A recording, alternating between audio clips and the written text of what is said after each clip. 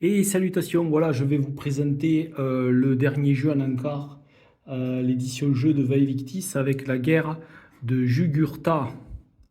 Règles et scénarios, donc dans le numéro 170. Alors, il n'est pas particulièrement solo, mais il est assez intéressant.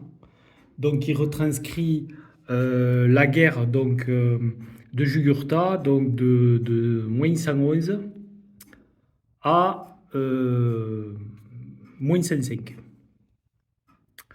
Voilà, avec bien sûr le héros, le roi de Numidie, donc Jugurtha, contre en fait les Romains de la République, donc République romaine.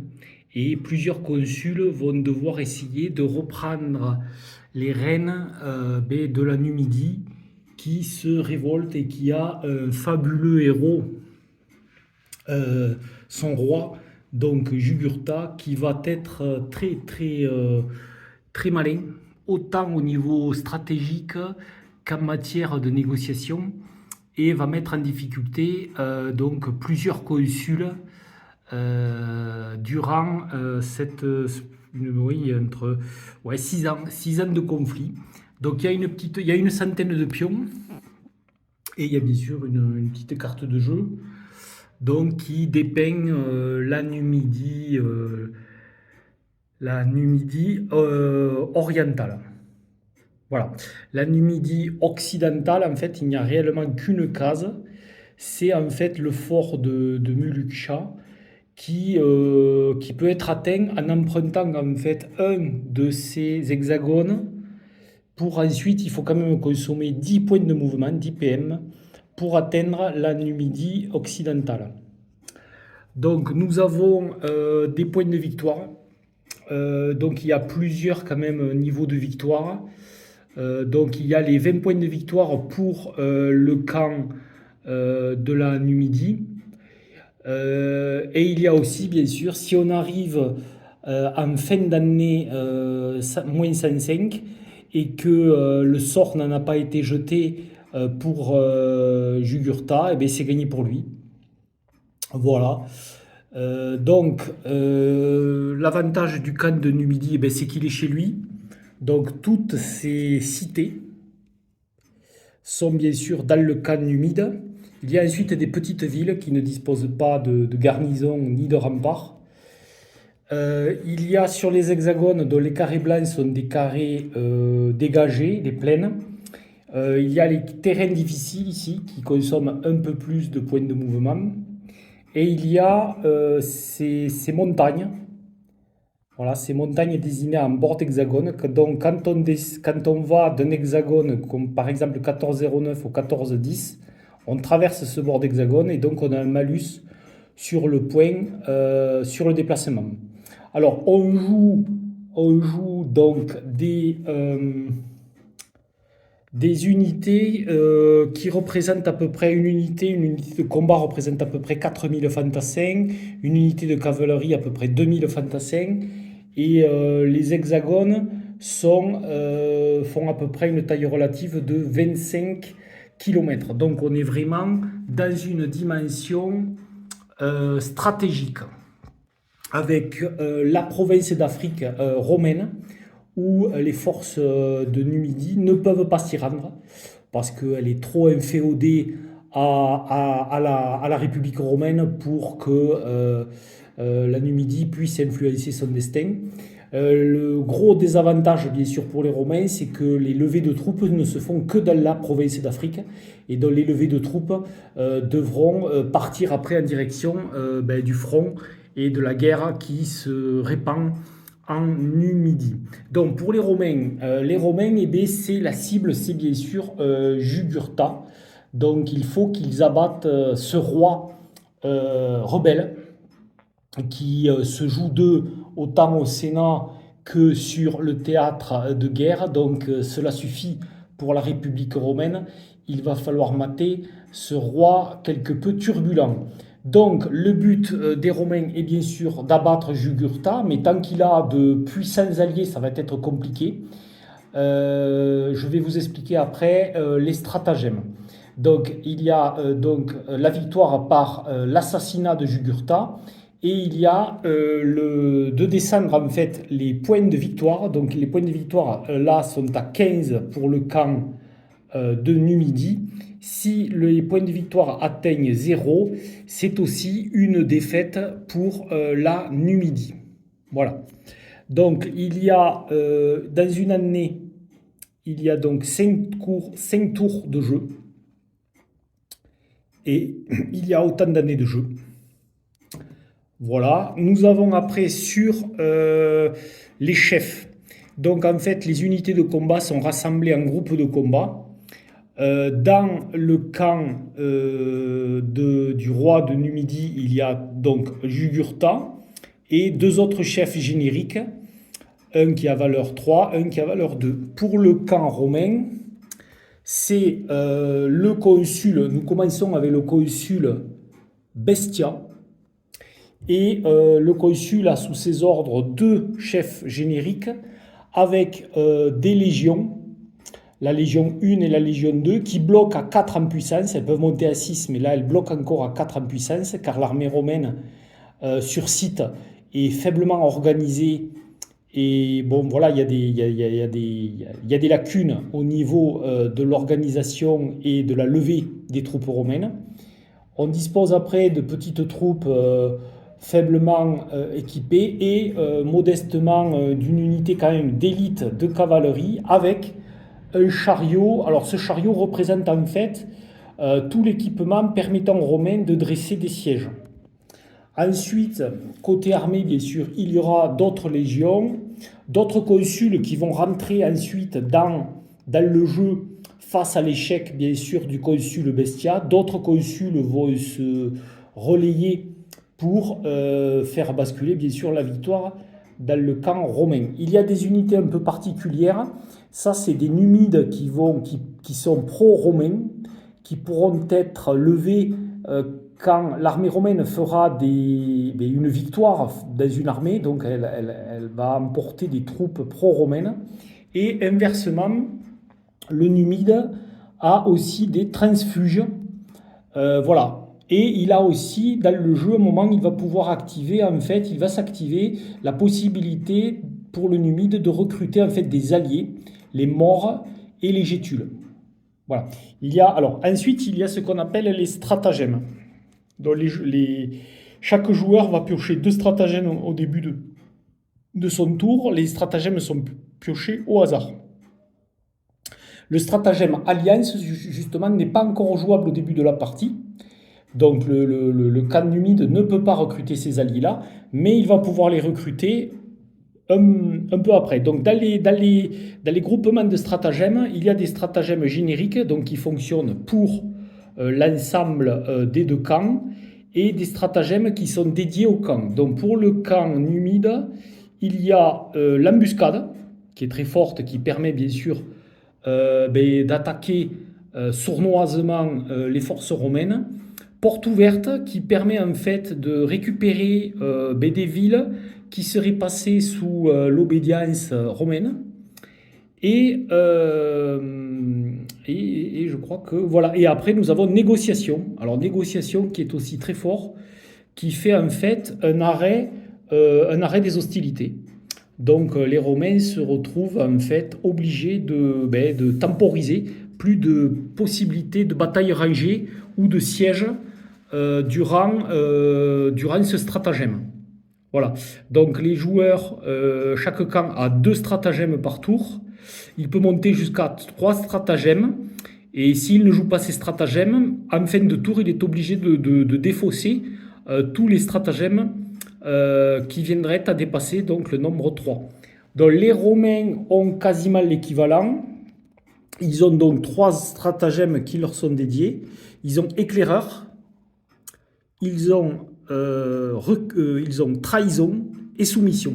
Alors soumission, ça permet de prendre rapidement une cité qui ne disposerait que d'une garnison. Trahison, là c'est vraiment le stratagème qui peut mettre fin à la partie et faire une victoire romaine, c'est-à-dire qu'en fait Jugurtha est assassiné. Mais trahison est très difficile à passer parce que tant que les points de victoire de Jugurtha sont très hauts. Il est difficile de passer une trahison. Bon, ça, je vous expliquerai un peu plus tard, mais dans les premiers tours, c'est impossible. Il faut vraiment faire baisser les points de victoire du roi de Numidie pour tenter une trahison. Il y aura des petits bonus sur la trahison quand justement le roi de Numidie va faire appel au roi de Maurétanie, qui est en fait un sous-main, un allié de Rome. Donc, voilà. La puissance des légions montera au cours de la partie. Au cours des consuls, en fait, les légions pourront atteindre un facteur de puissance de 6. Donc là, elles seront redoutables, mais elles ne seront qu'en fin de partie, dans les dernières années, où en fait, les derniers consuls vont pouvoir commencer à réorganiser sérieusement les légions qui sont impliquées dans ce conflit. Le but aussi des Romains va être de piller les villes qui peuvent, bien entendu, les actions de pillage, de destruction, vont miner en fait bien sûr le moral du royaume de Numidie. Donc ça peut être aussi une source. Alors le pillage, l'importance du pillage ne va se constater qu'à la fin de chaque année. Et il sera bien sûr d'autant plus efficace s'il y a de nombreuses villes qui ont été pillées. Voilà. Après, je vous dévoilerai un peu, bien sûr. Alors, il y a les jetons pillage pour indiquer, bien sûr, les villes qui ont été pillées. Le jeton bataille qui indique qu'il y a une bataille rangée ou un assaut sur une cité. Donc, les cités, bien sûr, elles disposent de garnisons numides et de remparts. Et on peut bien entendu faire des sièges de ces cités et ainsi augmenter ses chances de succès sur le siège et augmenter aussi les niveaux d'attrition de dégâts liés à une cité qui est un blocus. Voilà, qui est assiégée. Là, je vous avais expliqué. Ici, les petits tokens de perte, c'est pour calculer la marge de perte lors des batailles rangées. En fait, on utilise le pion sur en fait des valeurs. Bon, ça, je vous montrerai. Voilà, mais c'est pour avoir une aide au calcul. Pour le calcul donc, des pertes dans les batailles rangées. Donc, en début de partie, le joueur, dont le roi de Numidie, donc Jugurtha, commence avec techniquement ces troupes-là. Et il acquiert ces troupes-là aussi au hasard. Alors, le gros avantage du joueur de Numidie, c'est qu'en fait, il est chez lui. Donc, les levées de troupes vont se faire très rapidement et où qu'il veut.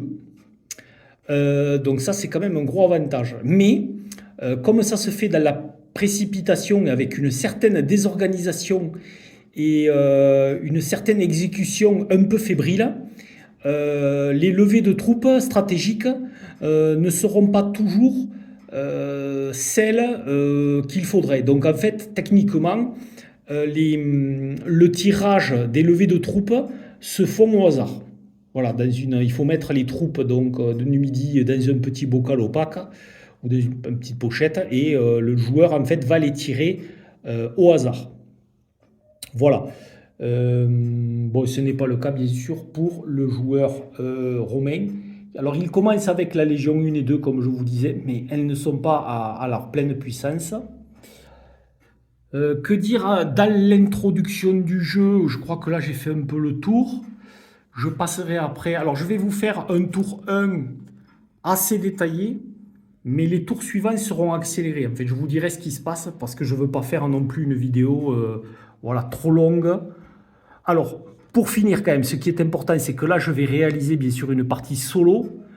Alors, c'est un jeu qui peut se jouer en solo, mais vraiment, il n'est pas quand même super adapté. Pourquoi?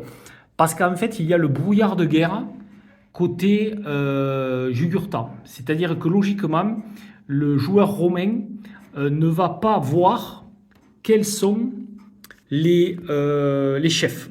Donc en fait, il ne sait pas que là, il y a Jugurtha. Bon, après, il va s'en apercevoir, parce que forcément, pour le calcul Pour le calcul, dès qu'on est en bataille rangée, il faut bien montrer, vérifier quel c'est le chef qui risque en plus de mourir. Bon, voilà. Mais il y a quand même cette petite notion de brouillard, de guerre. Et aussi, il y a une autre notion de brouillard de guerre. C'est que, logiquement, la répartition des troupes dans les chefs, donc chef 1 et chef 2, pour voir quelles unités il a, et ça, c'est en fait caché aux joueurs romains. Alors que les troupes romaines, qui se répartissent entre le consul et ses chefs génériques, sont visibles pour le joueur numide. Donc vous voyez, c'est quand même... et cette notion de brouillard de guerre, forcément, en solo, ça va être compliqué. Je ne vais pas la jouer. Techniquement, je ne vais pas la jouer parce que je sais très bien où est Jugurtha et où... Voilà. Donc, et de quoi elles sont faites les unités du roi. Voilà. Bon, mais c'est pour cela. Mais à part ça, c'est tout à fait jouable. Ensuite, il y a les stratagèmes. Comme je vous disais, il y en a deux et qui sont piochés au hasard. Voilà. Là, je vous ai fait un peu le tour. Il est vraiment bien. Je trouve qu'il est vraiment bien. À la lecture, c'est fluide. On est dans une version stratégique que j'apprécie moi grandement. Je préfère les dimensions stratégiques à tactiques. Et il est vraiment chouette. Donc, on va passer au tour 1. Alors voilà, donc là nous sommes au tour 1 de l'année -111, donc sous la férule du consul Bestia. Nous commençons donc, petit détail aussi que je n'avais pas encore vu, c'est-à-dire que vous voyez les Jugurtha comme ses chefs, et comme les chefs génériques du camp romain et bien sûr notre brave consul Bestia ont des valeurs qui sont en fait des valeurs de compétence. Donc en fait il faut pour actionner certains stratagèmes ou réaliser certaines actions, lancer un D6 et faire égal ou inférieur à sa valeur de compétence. Donc plus la valeur bien sûr est haute, et plus le chef est compétent. Voilà. Ce n'est pas de la puissance, ce n'est pas un facteur de puissance, c'est plus un niveau de compétence.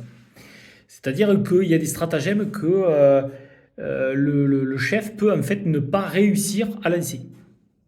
Voilà. Dans les stratagèmes, justement, il y a un stratagème qui est générique. Il est générique dans le sens il est dans les deux camps. C'est le stratagème talent de Jugurtha, et je vais retrouver l'autre parce que je ne l'ai pas pioché. C'est talent du consul. Voilà. Si le chef vient à réussir un test de compétence, il peut en fait, grâce à ce stratagème, donc il faut l'avoir tiré, il peut en fait annuler le stratagème que le joueur adverse a joué. Voilà. Mais je ne les ai pas piochés. Donc j'ai pioché au hasard pour le camp numide, recrue et plus 1 moins 1, donc ça peut être utile. Soit on donne un malus au chef adverse, soit on se donne un bonus quand on fait un test de compétence. Et pour le camp romain, j'ai tiré épidémie et recrue.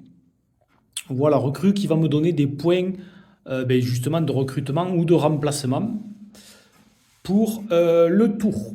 Ou pour un autre moment si je considère qu'il vaut mieux que je garde ce stratagème. Donc nous sommes au tour 1. Donc première phase, c'est bien entendu le tirage des points de stratagème. Ensuite, nous passons à la phase de recrutement. Donc au départ, c'est le Romain qui va en fait faire sa phase de recrutement. Il va lancer en fait un D6. Un D6. Ouais, super, j'ai pas de bol. Déjà, le Romain, j'ai pas de bol. Je joue pas forcément le camp romain, hein, vu que je joue les deux camps. Mais je vais essayer d'œuvrer pour les deux camps et leur victoire. Alors, donc nous avons en fait des tables. Donc, ça fait 1 point de recrutement. Voilà, on va pas aller bien loin. Le camp romain, il y aurait plus 1 au démodifié, mais bon, je n'ai pas le consul, donc Metellus et Marius, donc je n'ai pas ça, donc j'ai qu'un point. Alors, est-ce que je joue moi mon stratagème? On va le jouer. Donc, le stratagème, en fait, permet de l'ancien dé supplémentaire. Ah, là c'est joli, ça fait 6. Donc 6 ça fait 4. 4 points de recrutement. Donc là c'est pas mal, ça me fait 5 points de recrutement. Donc 5 points de recrutement. Je vais recruter donc de la cavalerie. Je vais prendre un point de puissance en cavalerie. Alors pour l'instant, je les mets sur le consul, mais à la phase d'activation, je vais réfléchir bien sûr. Et 4 points, je vais prendre de la cavalerie. 4 points de cavalerie. Donc je voulais me faire un petit groupe au cas où de cavaliers. Donc ensuite, nous allons faire pour le can humide. Alors le can humide, il a un dé aussi. Donc lui, il fait 3. 3, donc il a plus 2, parce qu'il est chez lui, forcément. 3 plus 2 sont 5. Donc en fait, il a déjà 3 points de recrutement. Il va jouer aussi, bien sûr, son petit pion recrue. Et il va lancer. Il fait 6 aussi. Alors là, c'est sûr que là, forcément, 6, ça fait 4. Il a 7 points de recrutement. Alors, 7 points de recrutement, comme je vous disais, pour le numide, c'est un peu particulier. En fait, ces unités de combat, elles coûtent 2 points de recrutement. Donc, techniquement, je peux en prendre 3. 3 que je vais piocher au hasard. Attention, je pioche au hasard. Voilà. 1.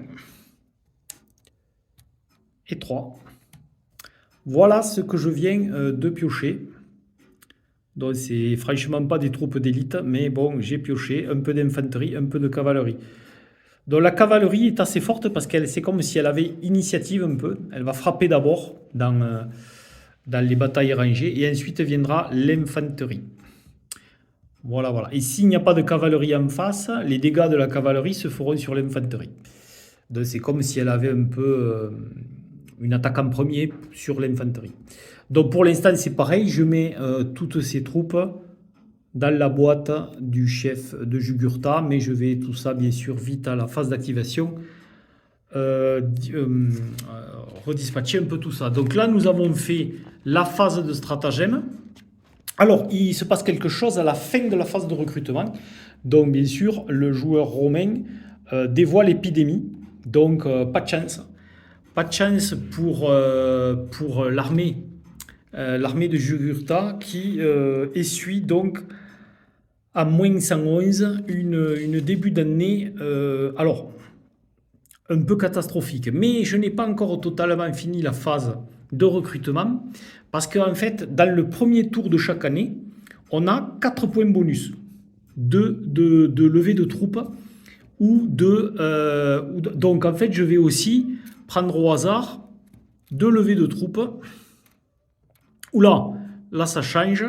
J'ai de meilleures troupes qui viennent donc pour 4 points se rajouter. Donc vous voyez quand même que massivement les armées se sont levées. Et du côté romain, pour 4 points, forcément, la donne n'est pas la même. Je vais prendre quand même une unité de frondeur.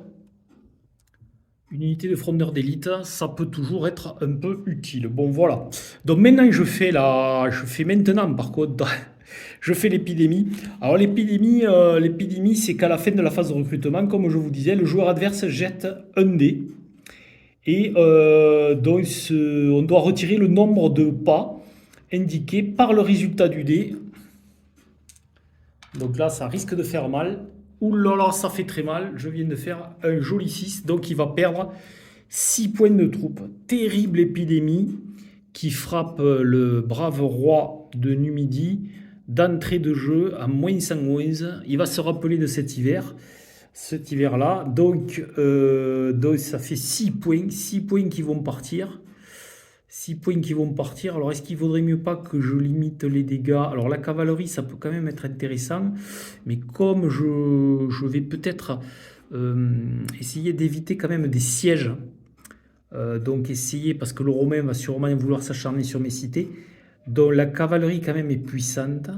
Donc, ouais, donc quand même, tant pis. Je fais plutôt, j'enlève les petites troupes. Donc, j'enlève 6 points de petites troupes. Ça fait très, très mal. L'armée de Numidie, donc de Jugurtha, est vraiment frappée de plein fouet par une terrible épidémie qui ravage ses rangs, qui se sont malheureusement quelque peu clairsemé. Alors, est-ce qu'il serait pas bon ton que je joue le -1? Peut-être bien. Je vais jouer le -1. Bon, comme j'aurais pu le garder, mais je vais le jouer. Donc, -1. Donc, ça me fait quand même -1 en perte liée à l'épidémie.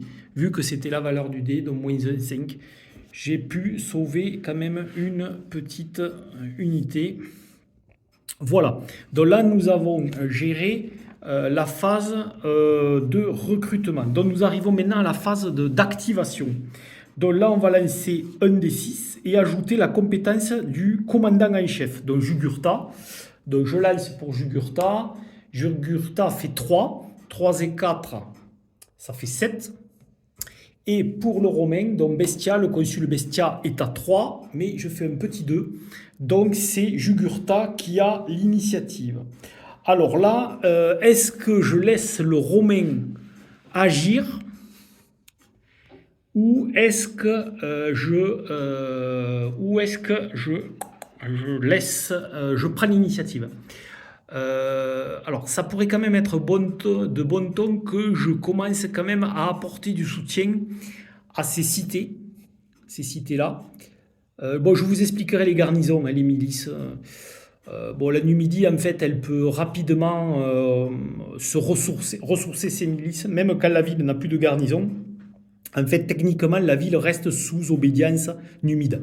En fait, les Romains vont avoir d'énormes difficultés à faire basculer des cités du royaume de Numidie dans leur camp. Voilà. Donc ça veut dire que toute cité vide de garnison, donc qui n'est pas romaine et qui est vide, pourra rapidement se régénérer sous la bannière du royaume de Numidie. Mais il faut les défendre. Il faut les défendre et aussi essayer d'intercepter l'armée que la République romaine va m'envoyer.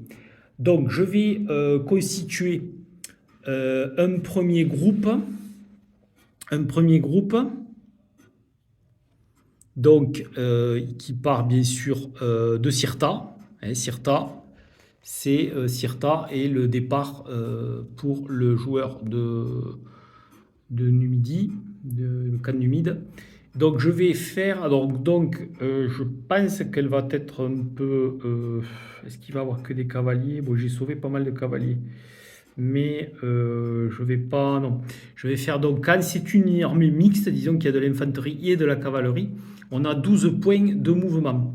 Donc je vais faire... Alors sur la route, bien sûr, le terrain difficile ne compte pas. Donc 1, 2, 3, 4, 5, 6, 7, 8, 9,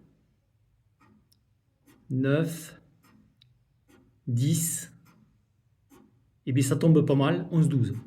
Voilà, donc je vais me placer ici et je vais essayer de protéger un peu ces deux cités d'éventuels sièges. Voilà, au cas où. Alors maintenant, qu'est-ce que je place sous le chef 1? Bon, là, c'est déterminant. Après, bien sûr, forcément, il s'est déplacé, ça ne pourra plus être bougé comme ça.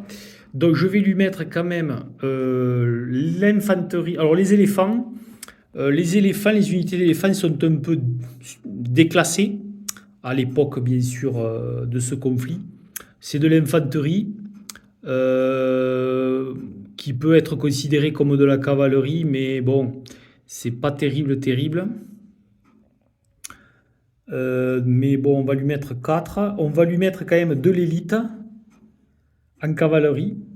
Alors vraiment, ça va être un chef qui n'est pas là pour, bien sûr, garnir une cité. C'est plus pour intercepter des armées ou couper des sièges.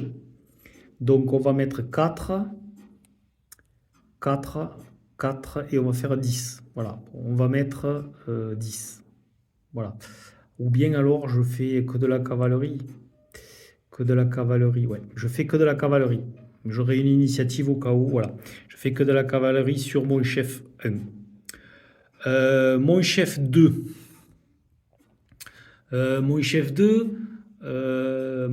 Ça serait intéressant aussi que j'aille vers là, parce qu'il ne faudrait pas que le Romain se décide déjà à saccager de petites villes. Donc je vais plutôt prévoir mon chef 2 et essayer. euh, voilà, bon, il va être plus. Alors le but, donc ouais, je vais essayer. Donc, alors, 1, 2, 3, 4, 5, 6, 7, 8, 9. Bon, pas de souci, il est là.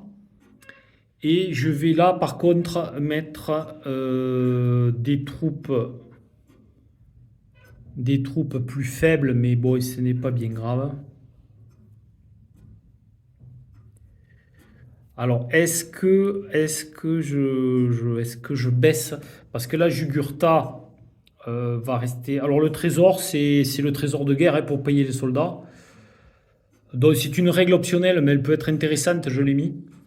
Donc, bien sûr, Jugurtha ne se sépare pas de son trésor pour payer justement ses levées de troupes et tout. Donc, forcément, si les Romains venaient à s'emparer de ce trésor, voilà, il peut être facilement détruit ou volé, quoi. Mais c'est surtout par rapport à la garde royale. Je voudrais pas. Bon, là, normalement, avec le maillage, je peux sûrement intercepter une avancée rapide et claire un peu des troupes romaines.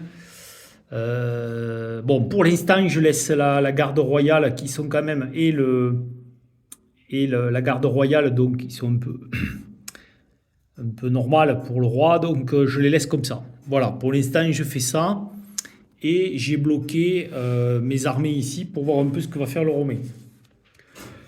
Donc voilà, là j'ai activé mes troupes. Donc maintenant au romain. Donc le romain, alors le romain, le problème qu'il va avoir lui, bien sûr, c'est comme je disais dans la présentation, c'est que quand je vais lever des troupes, il va falloir qu'elles soient amenées sur le front. Voilà, amenées sur le front pour éventuellement soit renforcer certaines armées. Alors ensuite, bon, il va avoir des pertes d'effectifs. Mais les pertes d'effectifs, en fait, c'est ce qu'on appelle les points de remplacement. Ça, c'est pas pareil. En fait, l'armée, si j'ai des points de remplacement, même si cette armée romaine est voilà, dans le royaume du Midi, elle pourra quand même récupérer de l'effectif. Mais c'est surtout, le problème, c'est surtout pour les levées de troupes, en fait, les armées nouvelles que je vais devoir amener au front. Il me faudra déjà un chef pour les transporter ou pour ravitailler. Ou bien alors, je considère que bon, ce sont des armées un peu autonomes. Alors, il ne faut pas s'amuser à perdre les chefs. Alors déjà, bien sûr, si un consul vient à mourir, ou Jugurtha vient à mourir, bon, ben, la partie est finie et gagnée pour celui qui vient à tuer le chef. Les chefs génériques, par contre, peuvent être détruits, mais c'est quand même très lourd. C'est que pour un chef, en fait, pour réapparaître, il va falloir lancer un D6. Et le résultat du D6 est le nombre de tours qu'il va falloir pour que le chef réapparaisse. Donc ça peut être quand même très très pénalisant si on perd un chef pendant 6 tours, quoi. Parce que les troupes ne peuvent se déplacer que par les chefs. Donc ils sont véritablement, comme dans pas mal de jeux, des véritables locomotives qui tirent leurs troupes. Voilà, qui dirigent leurs troupes. Donc moi, oui, c'est pas mal parce que c'est vrai que j'aurais pu piller directement cette cité. Je peux essayer quand même de franchir les lignes. Alors, piller une cité coûte quand même 8 points de mouvement. Donc 1, 2, 3, 4, 5, 6, 7. Alors là, le problème, c'est que je risque d'être intercepté. 8, 9. Encore être... je serai intercepté, là, quoi que je fasse, je serai intercepté. Je peux être intercepté. 8, 9, 10. 10, mais 10 plus 8, 18, je pourrais pas en fait... ou bien alors je vais directement aussi... ben, donc le can numide chercher la bagarre. Il m'offre peut-être une chance en voulant protéger ses villes du pillage que de réaliser peut-être une bataille rangée déjà à Tabraka, qui sera peut-être ben, la première bataille. Voilà, hein, cette fin d'hiver 111. Et bien je vais tenter ça.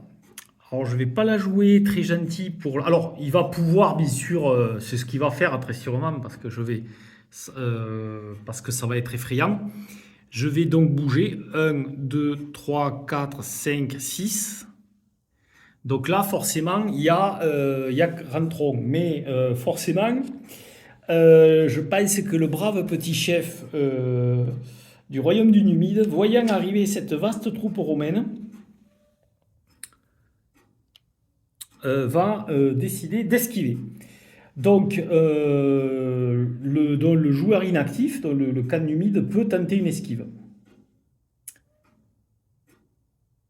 Donc, je vais quand même esquiver ou tenter une esquive. Donc, mon niveau, en plus, mon niveau de chef n'est pas le plus percutant.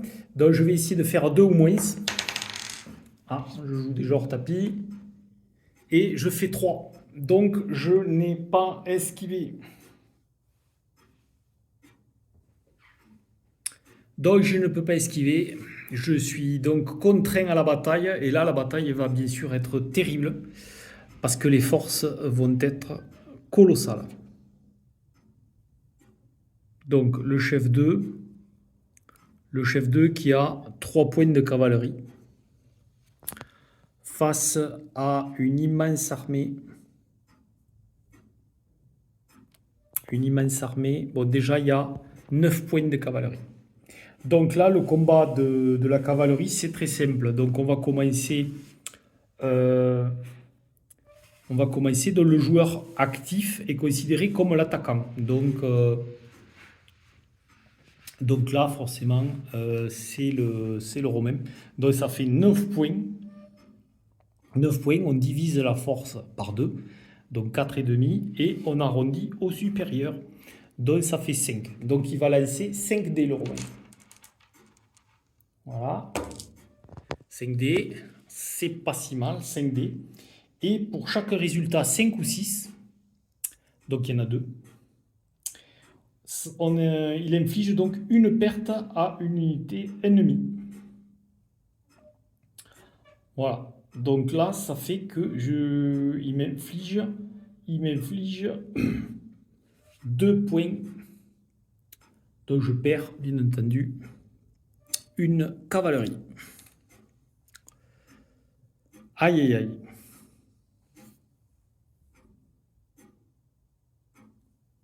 Donc,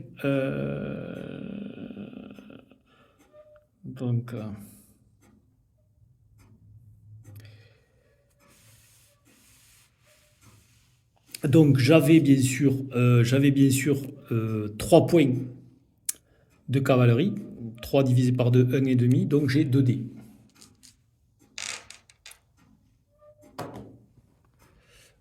Et là, ça fait 0. Voilà, voilà. Donc maintenant, nous passons à le combat d'infanterie. Donc on va commencer par le romain. Donc le romain a pas mal d'infanterie.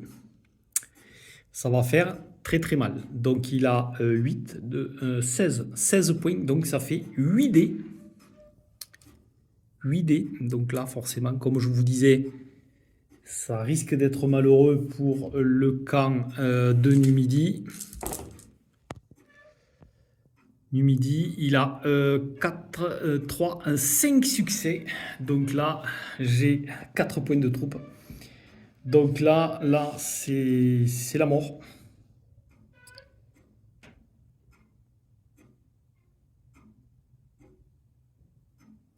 Donc là, c'est de toute manière, c'est la victoire pour les Romains. Alors que je vous précise quand même que c'est ma première partie, hein, j'ai pas trop de... Voilà, bon, ben, le Numide, il est mort. Il est mort. Bon, l'avantage quand même, c'est que je voulais pas qu'il détruise cette ville, au moins ça c'est fait, et il peut pas la détruire.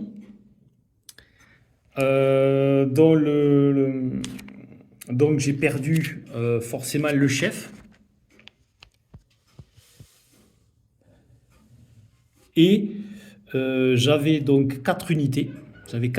Donc je perds un point de victoire. Donc je passe donc, le camp numide, parce que comme je joue les deux camps, le camp numide passe de 15 à 14. Et le problème aussi,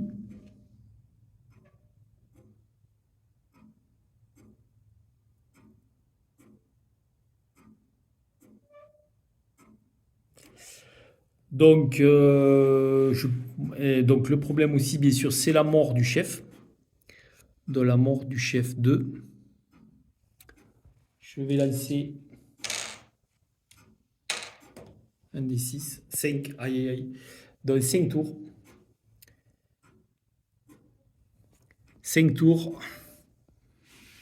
pour qu'il réapparaisse. Bon, les Romains, bien sûr, viennent de frapper fort en ce tour 1. Donc là, nous sommes à la fin du tour.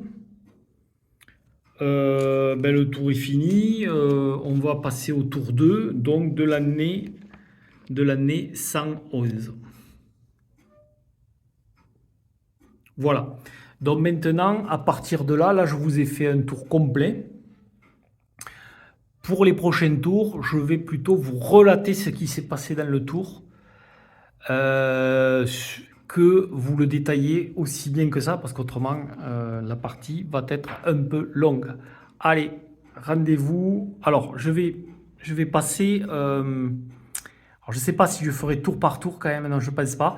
Je vais faire plutôt année par année, parce qu'autrement, ça va être compliqué. Alors, on se revoit donc à la fin de l'année 111. Allez, à la prochaine dans quelques secondes. Le récapitulatif de l'année 111. Alors, le tour 2 est beaucoup plus court. Je n'ai pas joué des stratagèmes. Je les garde. Donc, j'aurai un tirage. Donc, je garde ces stratagèmes pour le tour 3. Le tour 2, Bestia donc, a quand même pillé cette cité, qui lui a coûté bien sûr 8 points de mouvement, et il finit ici. Ensuite, j'ai rapatrié très rapidement le chef numide avec Jugurtha. Voilà, pour constituer pour l'instant une unique force. Et le tour 3, donc le tour 3, nous avons Jugurtha qui fuit Cirta, et qui se réfugie ici avec juste sa garde royale et son trésor. Est-ce qu'il va partir pour la Numidie occidentale et pour le fort de Mulucha pour l'instant? C'est bien possible. Mais les choses ont tourné vinaigre ici à Hippo Reginus. Donc Hippo Regius.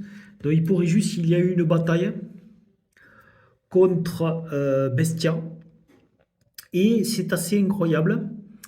Il y a eu des pertes, beaucoup plus de pertes du côté romain que du côté numide. En fait, j'ai complètement raté le combat d'infanterie pour les Romains, alors qu'ils avaient quand même pas mal de points, mais j'ai fait aucun succès, aucun 5 ou 6. Donc je me suis retrouvé complètement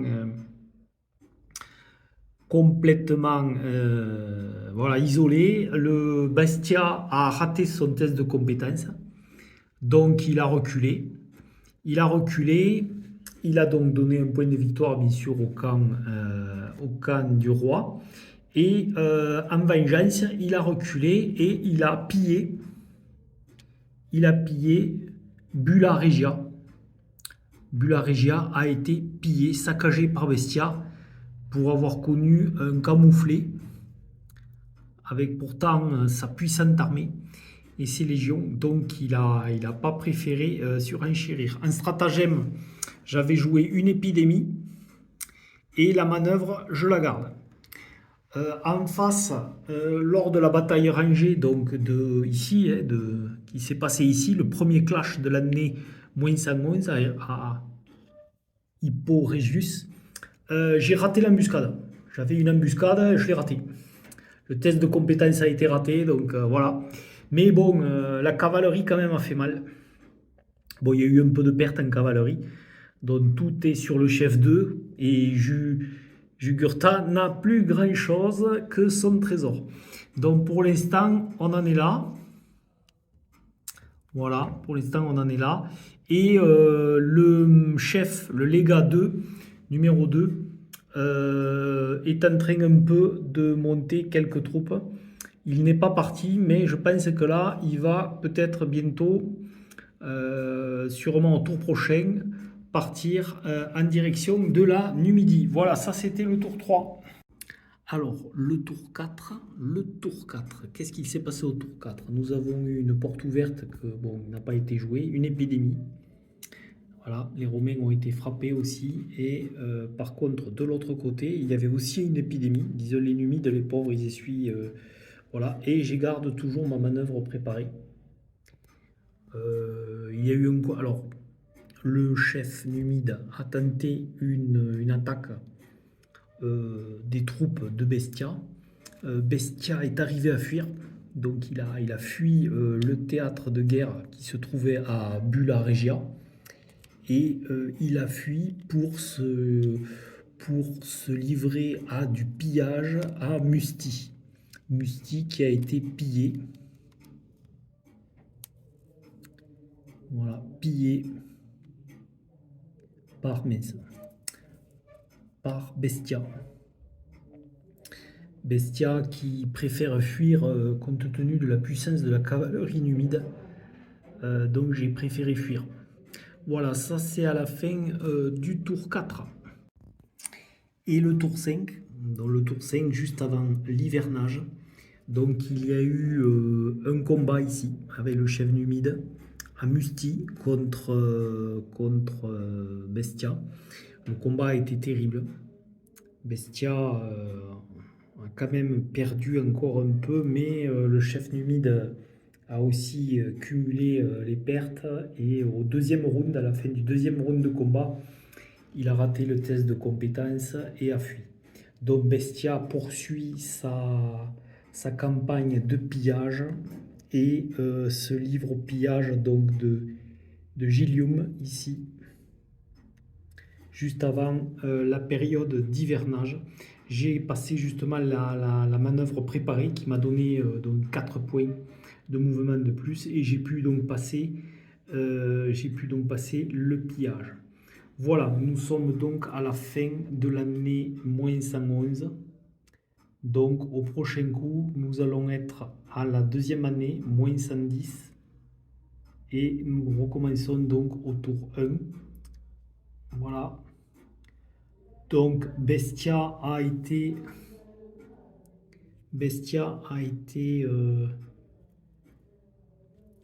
changé par Albinus. Donc c'est Albinus qui prend le commandement. C'est maintenant Albinus pour l'année -110 qui va prendre le commandement des légions.